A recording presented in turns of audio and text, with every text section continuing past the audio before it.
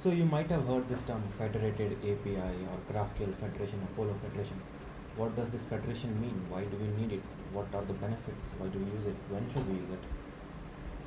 Federation is a general term. What it means is basically you have some independent entities which are somehow related and you want to consolidate them with a centralized control or something. So it could be like in our geographical things, states and a country as a federated government. And in APIs, it's basically you have these independent APIs developed by independent teams which work on independent scopes. But a federated API is basically a single control pane, single composition of all these APIs where it controls who can access it, and anyone who wants to register to this single consolidated API has to register itself.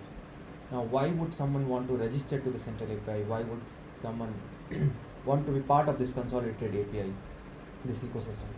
So obviously there are benefits of this. When you have this consolidated ecosystem, a consolidated API, which can access all of these APIs and call each of them, collect their data, consolidate it, it makes things easier for the external things, external clients APIs. Now they don't have these 10 APIs to worry about which are internal to the organization. They just contact this single API.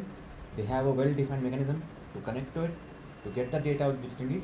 All this composition of all these outputs, stitching them together, returning it, which internal API to call, all of this is handled by this federated API or the consolidation layer.